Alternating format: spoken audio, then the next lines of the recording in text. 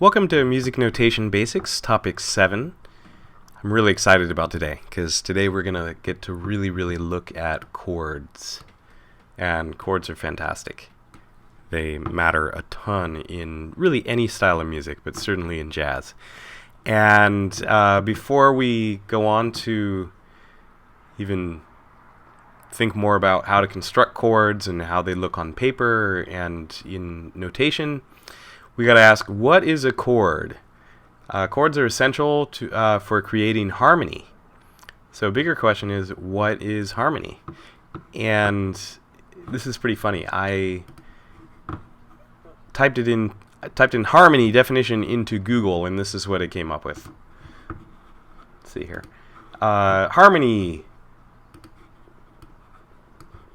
The combination of simultaneously sounding musical notes to produce chords and chord progressions with a pleasing effect. So I guess the only way that we can have harmony is if it's pleasing. So the question is, who is going to judge if it's pleasing or not? I find this hilarious. So there's some subjective notion in Google that if you're creating a harmony, it cannot be a harmony. It can't be called a harmony unless it has a pleasing effect. So every time you write a piece of music with harmony, you're going to have to ask people if it's pleasing. Otherwise, I guess it cannot exist. I'm not sure. So let's see. This is interesting because I said chords have to do with harmony, and what they're saying is harmony has to do with chords. They're saying the combination of simultaneously sounded musical notes to produce chords and chord progressions. Hey, look, obviously, I don't agree with this. Let's cross it off. Has nothing to do with whether it's a pleasing effect or not. As long as you have musical notes that are produced together, that forms a harmony. So if I play one note, and then another note, and then another note, that is not a harmony. That's a melody. But if I play this, that's a harmony. If I play this,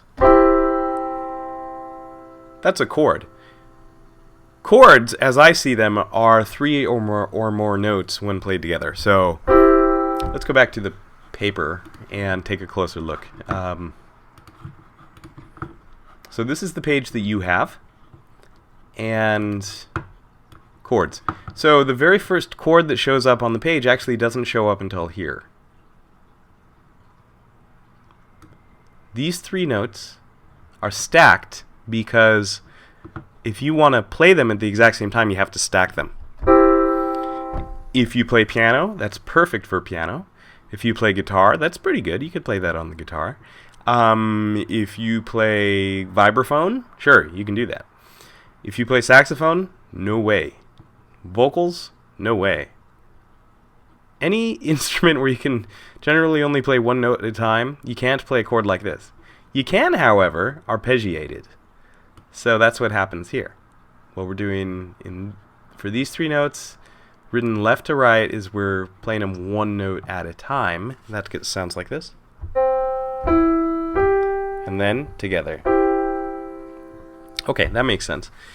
This, by the way, this collection of notes, C, E, G, that's called a C major chord. So what I've done here is I'm circling the way that you would write the chord symbol. And then here in quotes, we're calling it C major chord, because if you just look at this and someone says, hey, what is that? You don't say, oh, that's a C, because guess what? This is a C also. You say, this is a C major chord. Let's look real briefly how we get this C major chord. For this, we need the major scale. You've seen this C major scale a ton already in previous topics and lessons. Let's circle the three notes, C, E, and G. So that's the first note of the scale, the third note of the scale, and the fifth note of the scale. And when actually, let's hear the whole scale one more time. And if we just isolate 1, 3, 5, we get. And if we play them together, There we go. So that's how you form a major chord. And that works for any major scale. We'll try some other scales later, and you can practice on other scales. But the main thing is you play the first note of the scale, the third note, and the fifth note, and together they make a major chord.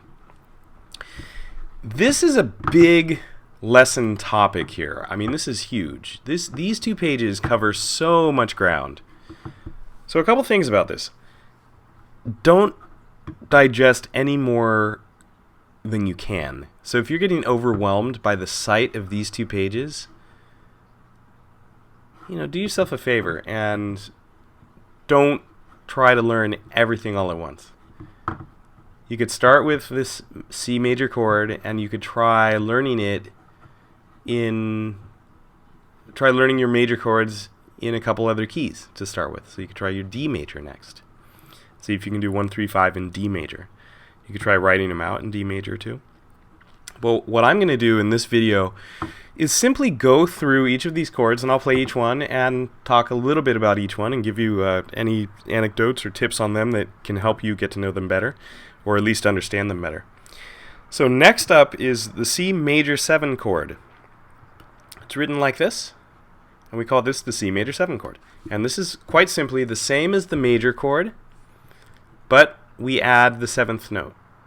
And when I say we add the 7th note, I mean literally we, from the C major scale, add in note number 7, which is B. Okay? So now we have this. Starting from C, we have C, E, G, and B up top. And together, you get that sound. 1, 3, 5, 7. Let's hear it again. Definitely a sound.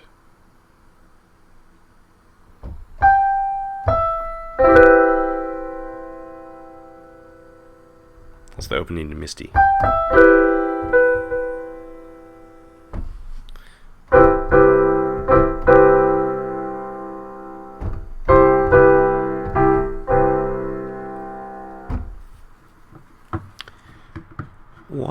Here's the question.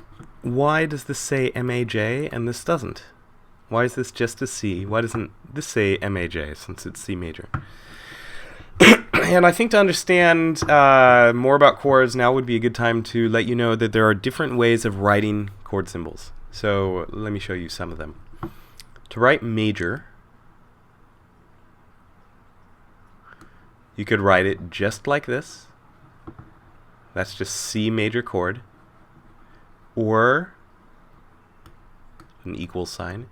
Or you could write it like this. Capital M. Or you could write it like this. M-A-J.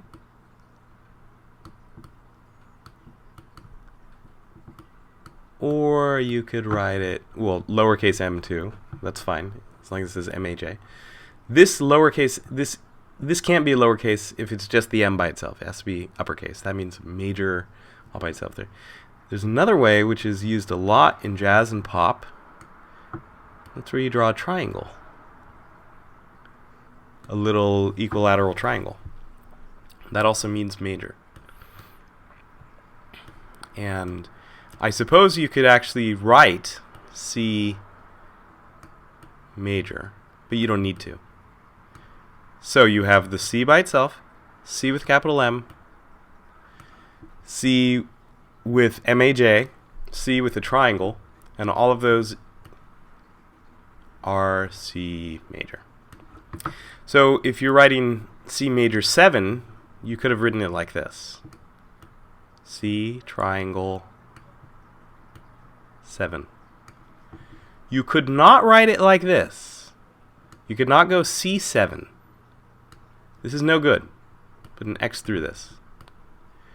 If you want it to be called C major 7, you have to distinguish with some form of the word major. So either a capital M, M-A-J, or triangle. It can't be C with just a 7 by it, and you'll see why on page 2 when we get there. Let's move on. C minor. C minor sounds like this. Let's hear that again. And together.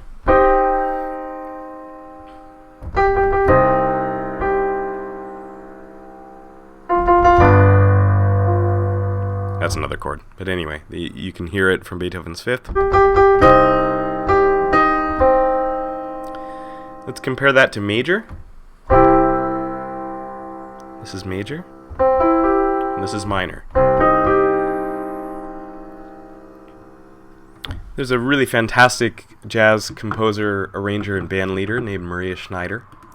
If you don't know Maria Schneider's music, you should look her up. She's incredible. And she told me a story once about a music teacher of hers when she was growing up who made the distinction between major and minor like this. Starting with major. Bright as day. Minor. Dark as night. So again, bright as day, dark as night. Nice. I like that. It's a very, very visual, descriptive way of thinking of major and minor. So a lot of music is either written in major or in minor, so you're going to see this a lot. I want you to notice here for the M, it's a little m. There are other ways to write minor. Let's go over those. So you could do C, M, lowercase m. You could do C min. Sometimes C mi, people write. You could do C with a dash. So if you do C with a dash, this one's really common right here. And all of those equal, again, C minor.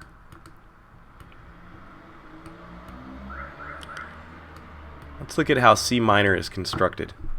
Basically, it's the same notes as major, except the middle note is a flat 3. Where do we get that flat 3 from? We go up to the major scale again, and we see, right, it's got an E, and we put a little flat sign by it, and all of a sudden, it's an E flat. And just that little bit changes the chord entirely. Let's hear them again. So first major, and then minor. One note difference, but it's a big difference. Okay, let's move on to minor 7. Minor 7 is easy. It goes like this. Same 3 notes for minor plus 7th, okay? And together, sounds like that. This one is also really common in jazz, and again, instead of calling it or C and then lowercase m with a 7, you could write, for instance, C dash 7. And that would also be called C minor 7. And it would be the same notes. C, E flat, G, B flat. Let's move on. C6. C6 is particularly common in early jazz. There's a whole lot of jazz, when jazz first started, that sounds like this. That's the full chord right here. And if I play each note, think.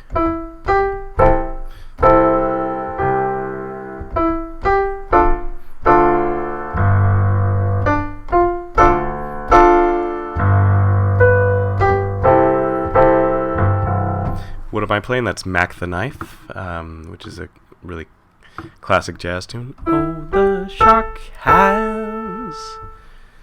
Anyway, let's move on. C minor 6. C minor 6 is exactly like major 6. We're still using 1, 3, 5, 6, except now we're flatting the 3. That's right here. So we take our original minor chord, 1, 3, 5, and we add the 6 to it. There we go. There's minor 6.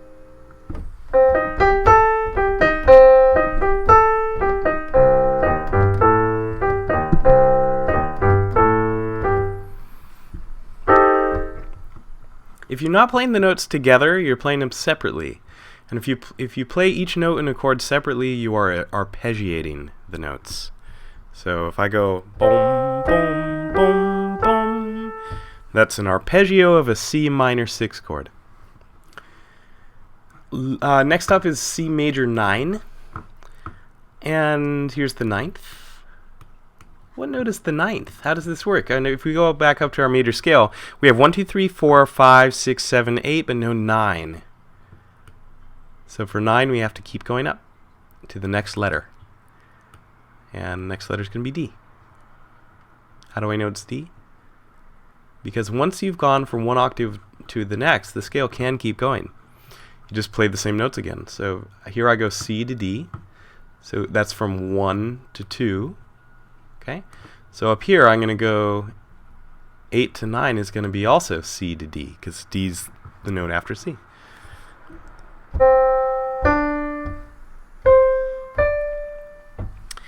And if I play the 1, the 3, and the 5, that's a major chord. If I add the 7, that's C major 7. And if I add that 9th right up here, that is C major 9. Now what's cool to know about 9th chords is that if it's called a C major 9, you can also add the 7th. It's not called a C major 7-9, it's just called C major 9, but the 9 implies that you can add the 7 also. So altogether you end up not just with 4 notes, but 5 notes. Those are all 5. And together,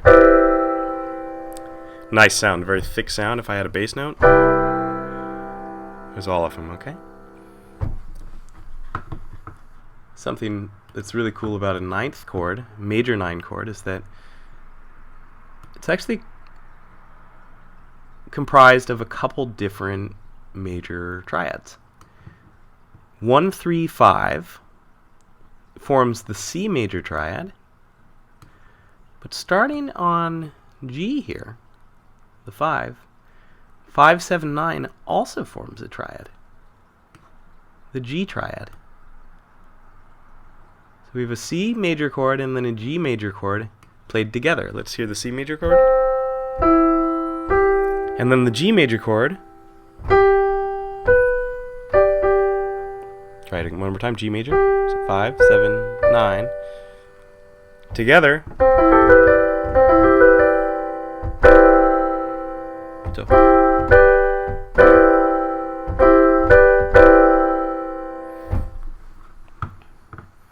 If at first that's a little too much, fine. Just get to know the notes and get to know that this is what a C major 9 chord is.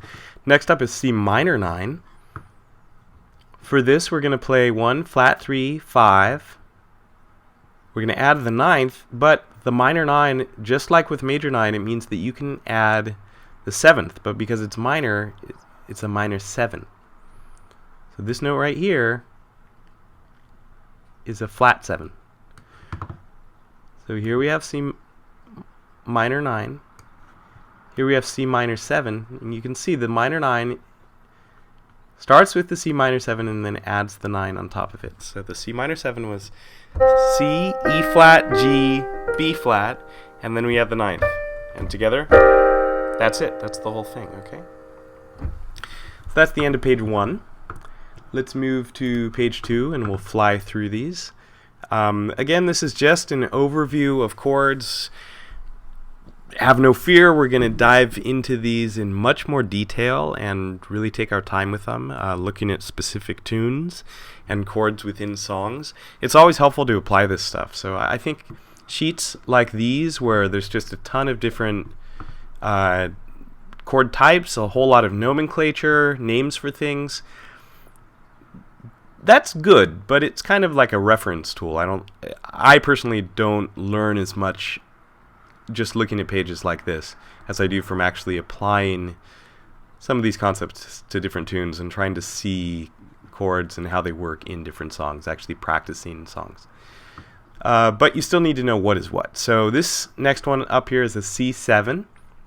I remember when I was looking at C major 7 at the beginning of the lesson, I said you can't write a C major 7 like this. We said, no, can't do that. And here's why. Because C7, written exactly like that right here, is called a C7 or C dominant 7. And this means don't just add a 7, you add a 7 but you flat it. It sounds like this. We go 1, 3, 5, 7, and there it is. It's a classic jazz sound.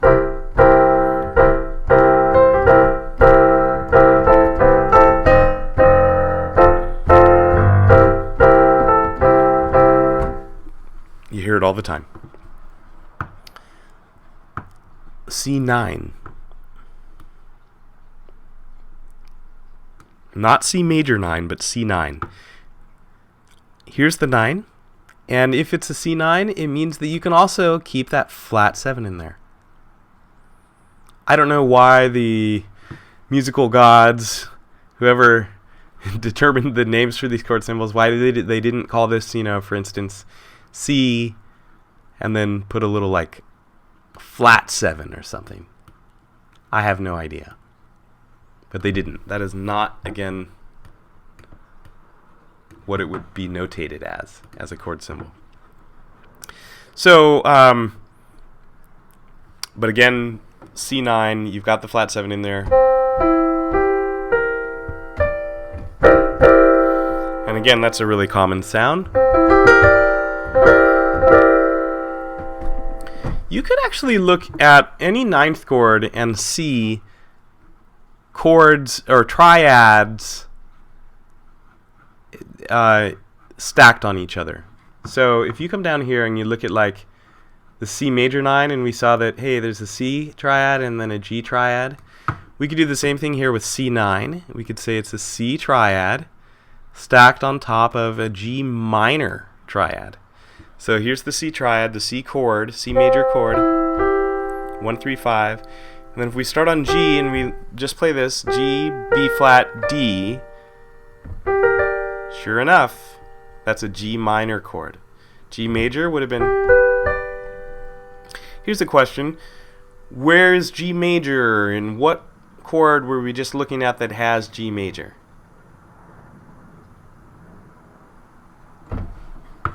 Right here. Here's G major. In case you forgot. Alright, so here we have C major. Draw a little triangle by it just to be clear it's major. And then the next one here is G minor with a little dash for minor, okay? You could come back and ask yourself, what about these? This one and this one. Do you know what these two chords are? These three notes, C, E flat, and G, and then these three notes, G, B flat, and D. If you're wondering, well, wait, how do I know? I mean, I just don't feel like I know enough about chords. How do I know? Then maybe you don't know yet. But if you do know, then good. I mean, I can't say figuring out any chord starts with knowing it's the major scale that it goes with that root. So in the case of all the C chords, we have to know the C major scale. If we were looking at a G minor chord like this one, we would need to know the G minor scale, because this is the first note in G. This is the third note in G, but in the G major scale, it's B natural. So to make it minor, we flat it, and this D is the fifth note. I don't know if you can see those 1, 3, 5 there, but anyway, let's erase this. Again, we're going to get more to transposition and all sorts of great topics, but let's move on, try to finish this sheet here. So the next one is C diminished. Diminished looks like C with a little circle by it. Okay, so the little circle right there means diminished. You could also write C and then D, I, M. That's really common too. Another way of writing C diminished.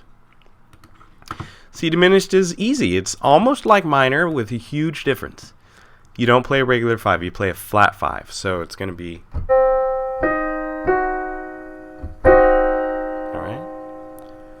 kind of a cool chord. Here's minor.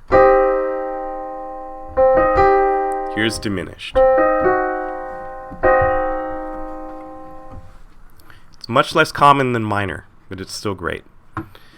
Next up, wow, this is a convoluted bunch of stuff. Look at this, CM7 parentheses, flat 5, goodness. And it's got a long name, C minor 7, flat 5, also known as C half diminished. Ooh. Okay, let's take a second here.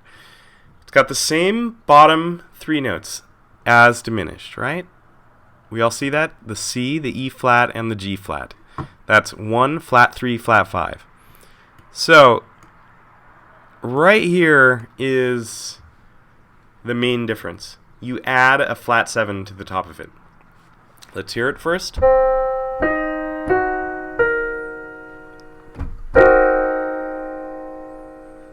Hear that again. Go back to just diminished. Hear diminished. Now hear C minor 7 flat 5.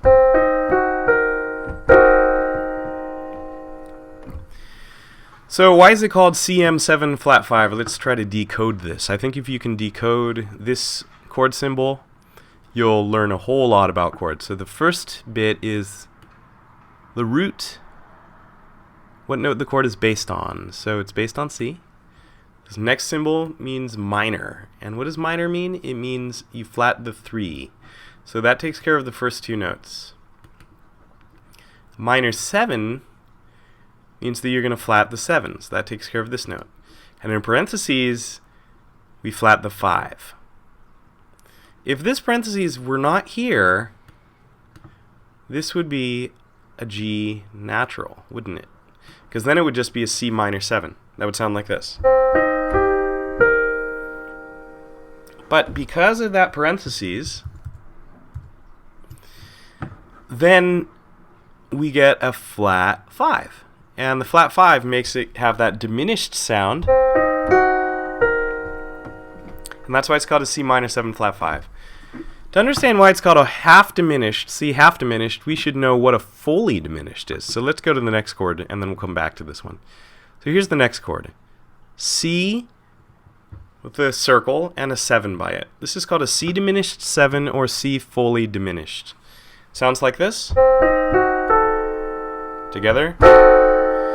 This one is like the poor lady tied up on the train tracks in the old film noir. Train's coming. Woo! And again, just a single one of those. It's very ominous, full of suspense. Let's look at what it is. It's the 1, the flat 3, the flat 5, and I'm calling it the 6 because that's a bit easier to read. It's technically called the double flatted 7, which is like 2 flats, the 7, and the thing is double flatted 7 equals 6. So I'm labeling it as 6. And again, so the big difference between fully diminished and half diminished is this last note. Let's compare it to the flat 7. So the flat 7 is this. That's the sound of a half diminished. Fully diminished, we drop the top note. One more. It's like flatting it twice. And we get to 6, which is... So that's why this is called half diminished and this is called fully diminished. You can also write half diminished like this. You can do C with a circle and a line through it, like that. And then put the 7, okay? So this is another way right here, C, and then you put the diminished circle, but then you put a line through it to show that it's half of the circle. So it's half diminished 7, okay? Let's move on. C augmented. Augmented is 1, 3, and then raise the 5th. You make it a sharp 5. So As opposed, well, let's go back to C major. That's major. Here's C augmented. You can do augmented in a bunch of different ways. You can play 1, 3, 5, sharp 5, I mean, and add the major 7, and that's called a C major 7, sharp 5. So again, that's...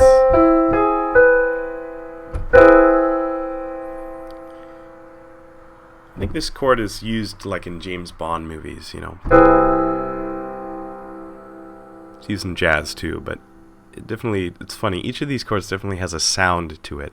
And if you get to know the sound of the chords, that's really, really important. After all, music is something that we have to understand in our heads, but we got to be able to hear it too.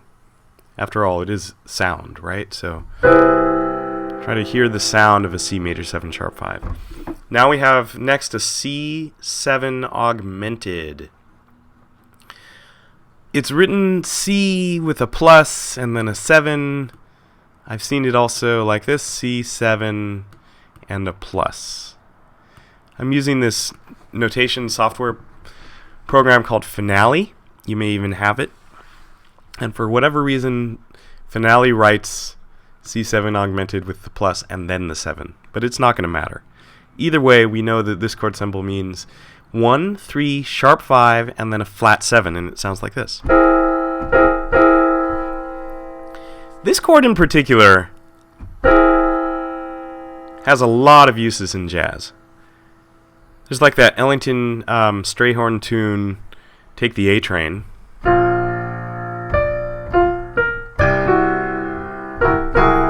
And there's the chord.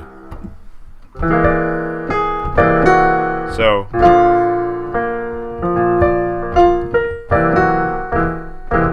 that's C7 augmented. Could go on with this.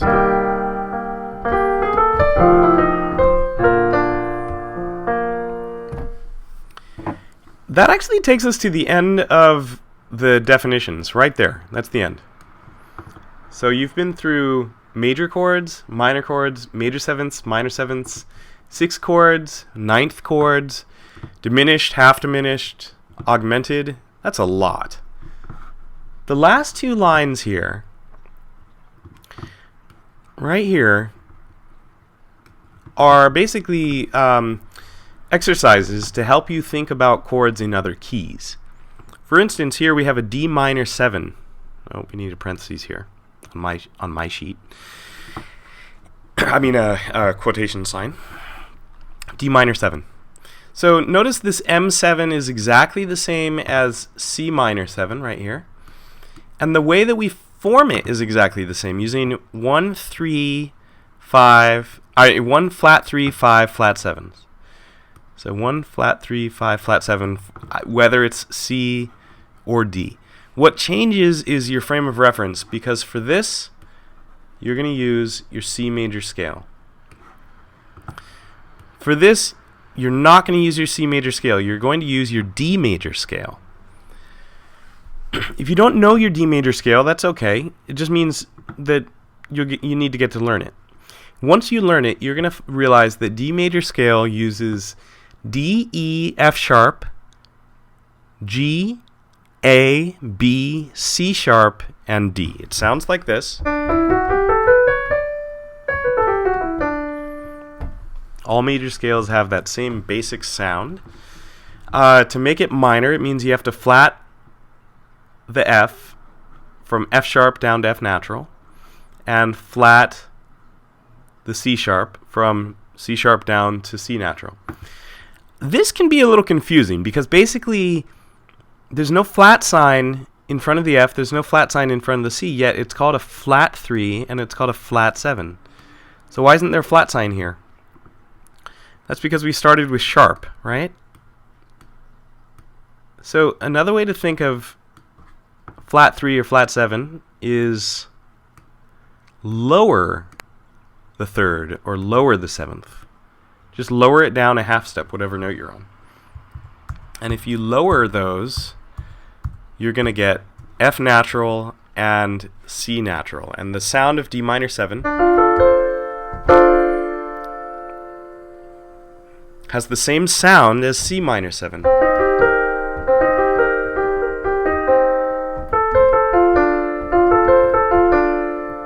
Actually, those sound pretty good together.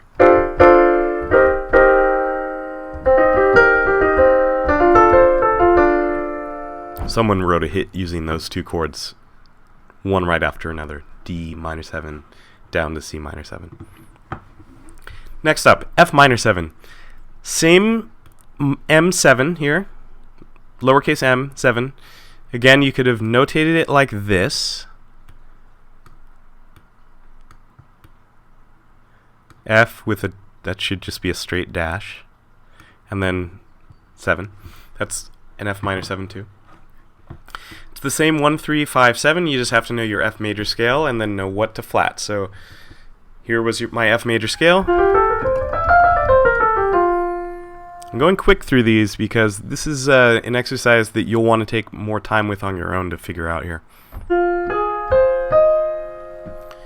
That's using 1, flat 3, 5, flat 7.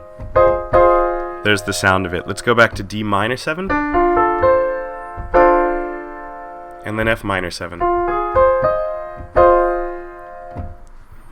Next up is G7, or G dominant 7. Do you know the notes of your G major scale? This is one of the easier ones to learn. Starts on G. It ends on G. Normally, G major scale has an F sharp for the 7th. So if we're doing dominant 7, remember here's C dominant 7 up top. We use 1, 3, 5, and then we flat the 7. And if we flat the 7, we're left with F natural. So that's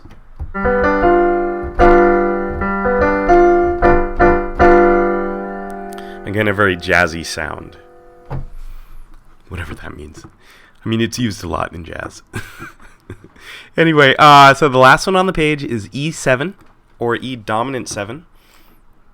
And this is interesting because here it says 1, 3, yet there's a sharp next to this G. So why isn't it called like sharp 3?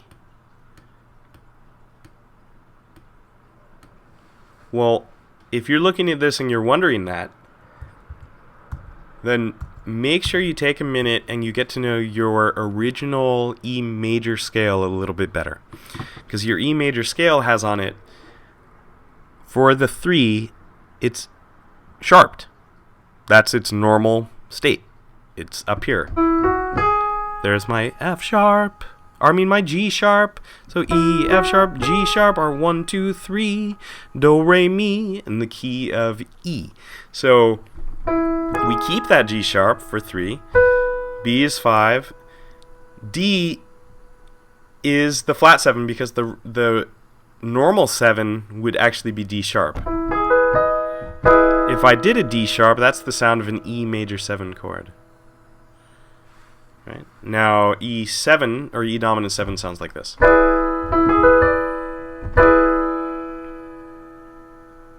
And good, we made it through the whole page of stuff. We'll stop there.